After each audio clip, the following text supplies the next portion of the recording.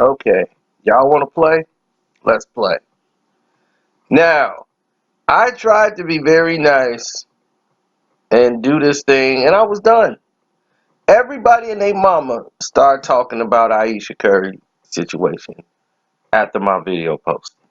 So mine was the first video out talking about it and the situation. What they did was decide to send their media team to come after my page, right? And attack me because I was the first thing out. Then it spread it. Not to say everybody got it from me. They probably saw it too. And then everybody started making it was a good thing to make a story about. Then Ayesha Curry's team or whoever's around them decided to be well versed to just come after me. It's easier. I had a video that I put out. They didn't even want to push it. They influenced the people on YouTube, whatever, not to push the video or whatever. They didn't even recognize or realize that I had made a video years ago talking about the truth between Ayesha and Steph. So they wanted to bring the video into question. I won, of course, because I had done nothing wrong in the video. But the video is still up, babe. You lose. Now that we've got that assessed, let's move forward, Ayesha. Listen, you didn't like the video, and I know why you didn't like it. Okay? You was hosting Barack Obama at your restaurant. But that's not all what you wanted. You wanted fame. Your culinary skills and all this stuff. You want to be famous. You don't want to be famous as the wife of Steph Curry. You want to be famous, period. That was your backup plan. Steph was your backup plan. He was your plan B, not your plan A.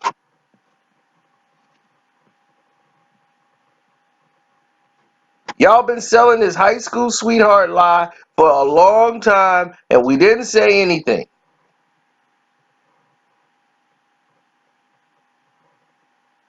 Okay? We didn't say nothing. You're mad because it exposed the lie that you've been selling. If he was your high school sweetheart, did you take Steph Curry to prom?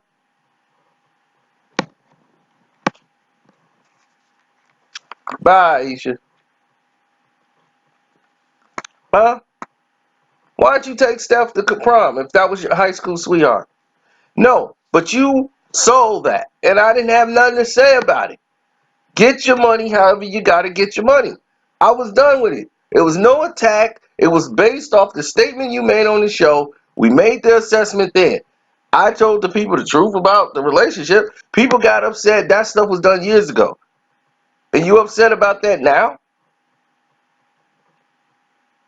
People only get upset when it's the truth.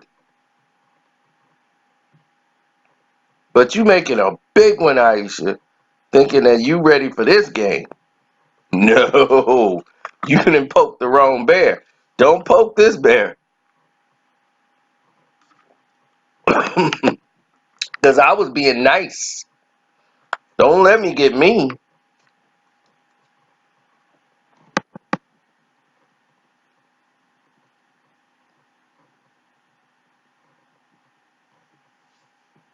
Now, for those who don't know you in this game, you are a failed actress. Failed.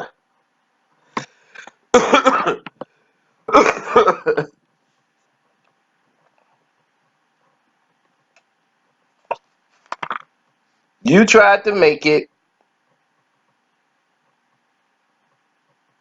on the Disney's Hannah Montana, what's it, Hannah Montana show, and do all these little roles that they have you on as the goofy teen girl or whatever. and you didn't pop. You moved to California so that you could pop, and it didn't work out. Your career was not taking off. You were not happy.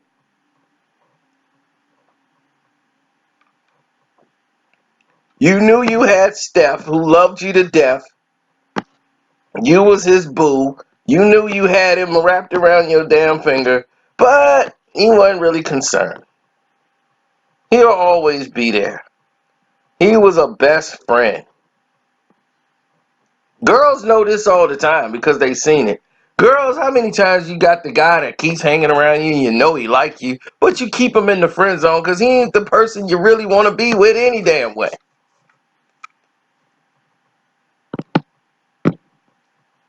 Her family is friends with the Currys. And she comes home after the California thing fails. She can barely make rent. Her acting career ain't taking off. She goes back to North Carolina. She goes back to Carolina. She's back at her parents' house. And they was like, did you talk to Steph while he's at Davidson?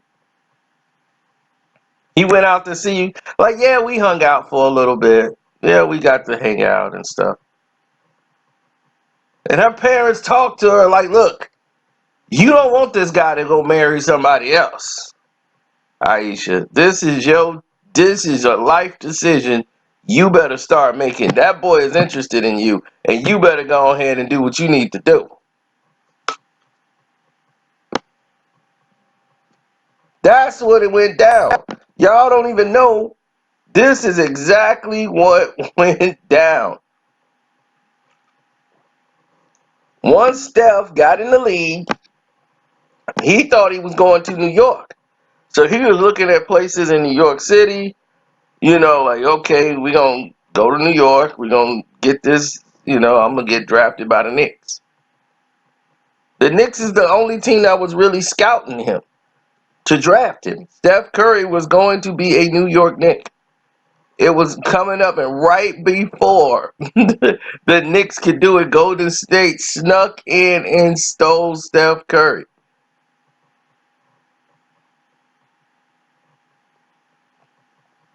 So it's like, are you kidding me?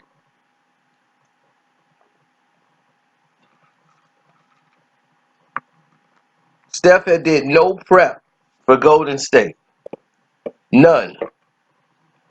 So Ayesha was thinking, boom, oh, he's going to go to New York. New York got all these opportunities. We're going to be in New York. This is going to pop. And she loved to cook.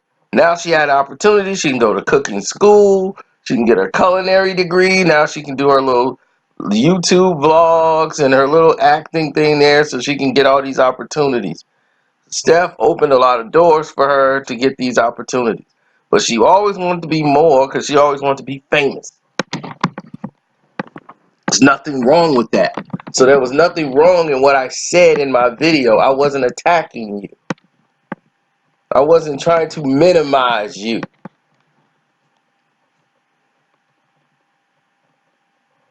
But I refuse to sit there and let you guys pursue and push a lie.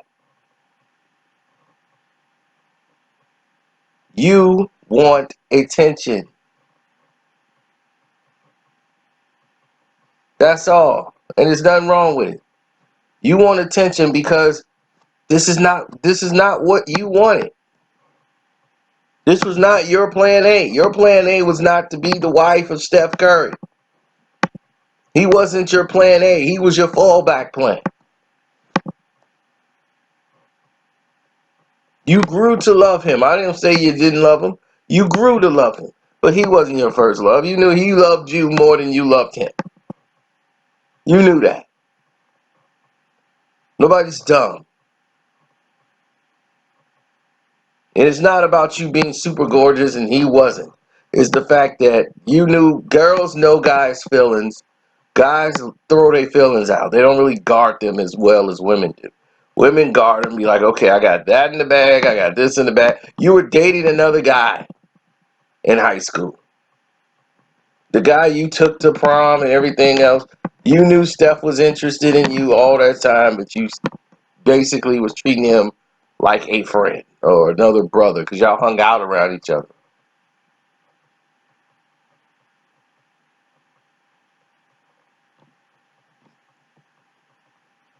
But it is what it is, you know. So things change, people change, but don't. I understand y'all got to do this for the story. Like, we loved each other in high school and we got married. They knew each other. They were friends. So obviously she married one of her best friends. And they had a family together. They grew to love each other. There's nothing wrong with that. But don't try to attack me like I'm just lying and making things up. No, these are not made up. These are events that happen in life. A lot of people ain't married to their plan A's. They probably married their plan C. Or married somebody who wasn't even in the damn plans. So it's no strike on you, and nobody said you marry Steph for money. Like, oh, I wanted Steph's money, so I gotta marry him for the money. As they tried to make it look like that's what it laid out to. No, but what it was a blanket of security. You knew he was going to the league. There was no doubt about it. Steph was going to the league, and so was Seth. They were being brought up in the system to where they were going to the NBA. And you know that this guy was going there. Now, you could have stayed in your mama house in North Carolina and tried working it out with your acting career. Or date Steph Curry, who definitely wants to make you a part of his full plan of being his wife.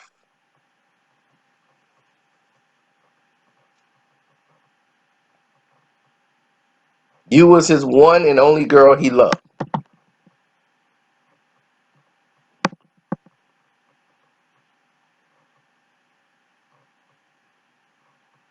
And you were enough.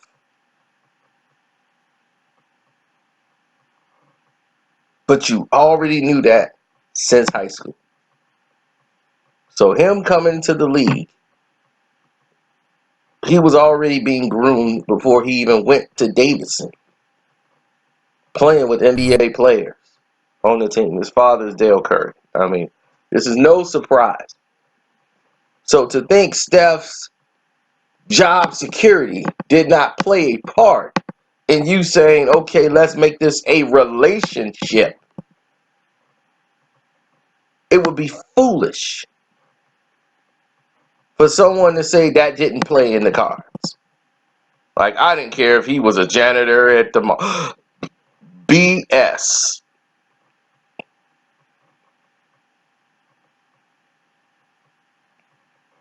A lot of women marry based off of security.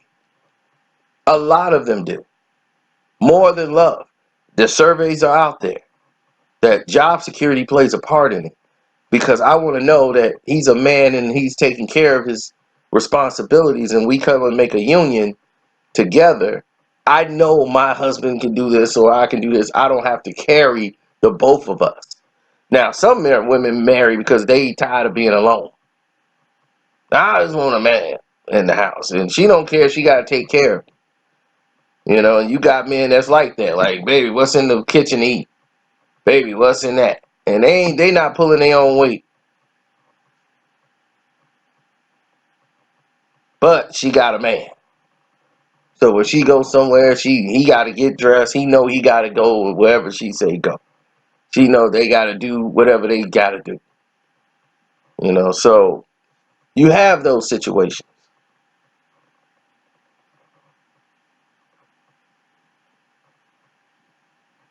Now, I'm on another boat as far as thinking. I am genuinely on both sides of the fence on this. I understand more than the average man. I look at things outside of myself. I don't say, well, this is what because of me and I'm a man. No, I look at it from both sides. because I understand what it's like for women who have to work hard. I look outside of myself and say, if I was in their shoes, where would I be thinking in this mindset? You know, Ayesha parents were very comfortable. You know, her family, they were comfortable. They worked, they had jobs, they were very successful people. They had good jobs. They were very successful. And she comes from a background that teaches them to go out and express herself. Comes from good family background. Now, what Ayesha wanted to do was strive out into acting and television and film. Now she has these opportunities. So all of this was a chance for them to push out.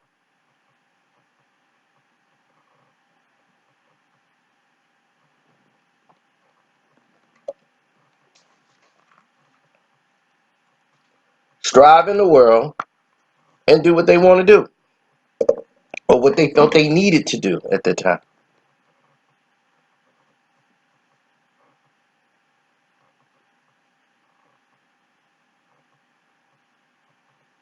I remember Barrius Brown. I never heard he called him Barrius Brown. And I think that might have been his name. But Barrius Brown was like the man. You know what I'm saying? Like, Barrius Brown was like, you weren't going to get no bigger or better. You know, Barrius Brown was like one of the philosophers of the time when dealing with like women and period. He was like, they was like, oh, he's a pimp, but he never pimped a day in his life. He was a philosopher, man. And Barrius Brown was definitely like, listen, to understand women, you have to first be able to look at your mother and put yourself in your mother's shoes. You see, a lot of us, we look at our mom and our mothers and we see mom. Look at your mother from her life. She was not born your mother. You have to look at a person's life from the beginning to where they are now to try to understand. Now put yourself as a man going through those people, going through those shoes, doing what they had to do at that age. You wouldn't have been able to do it. And you know it. They were able to. And they survived. And they had you and they made an adjustment. So life lessons that came from that is learn from the past to create your future. Learn from it. Don't ignore it. And don't take these days for granted, because one day it's gone. So definitely appreciate women. Appreciate them. They give you the life.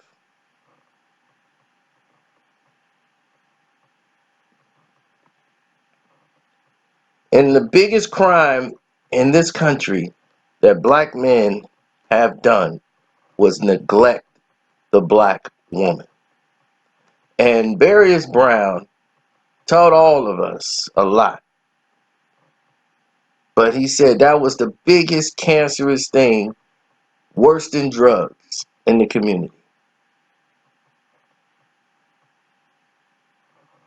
We have neglected the black woman, and we have participated in the demeaning of their worth.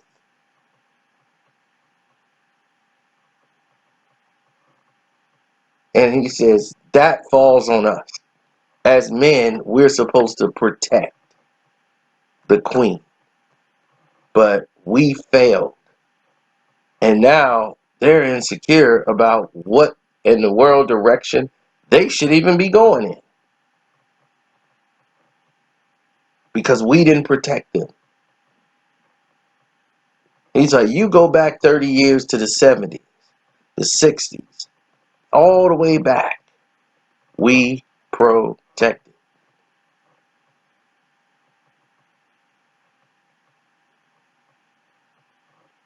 But it started to change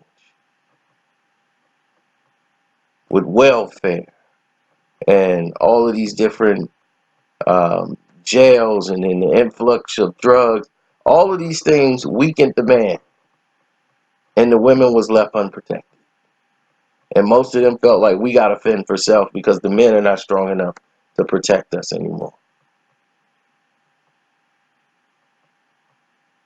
And now they're confused. Everybody's confused on which direction. Most households now, they don't even have household dinners anymore where families sat together and eat as a family at the table. That's almost null and void. People all eat at different times of the day. You know, it's just weird now. The unity of family is fractured.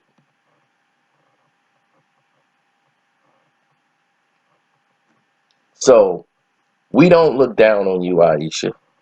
We champion the fact that you and Steph are promoting a family environment that's revolving around unity of family. I understand that more than what the average people do. Everybody else is trying to get his. I educate.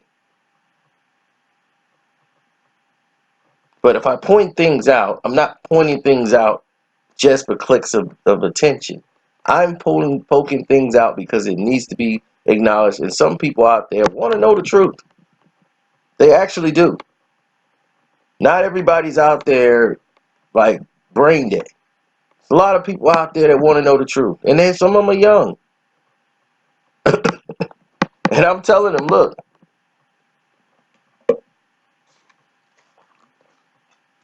we've seen a lot of women settle for less because they feel they self-worth is not up there. We have a lot of women who are born with a lot of anxieties and insecurities because of the way life has treated them, of where they think acceptance is, where they think they should be. And that admiration they feel is going to come from the fulfillment of everybody else raining down praise. And you don't want to become a slave to that mentality, because once you do, you will never be happy. Never. It's never going to be enough.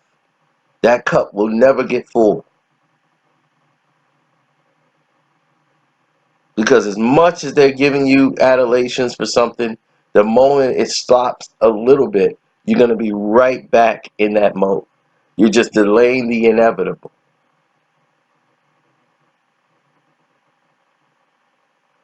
A lot of people think this is a ruse for you to promote some series with you and Steph or whatever. I don't care about that. But if you don't address that problem, it's going to manifest into something worse down the line. And to the rest of you guys, you like the video, you love it, I'm going to tell you right now, donate to the page. Click the link in the description box below. Hit up the stream app. I'm out.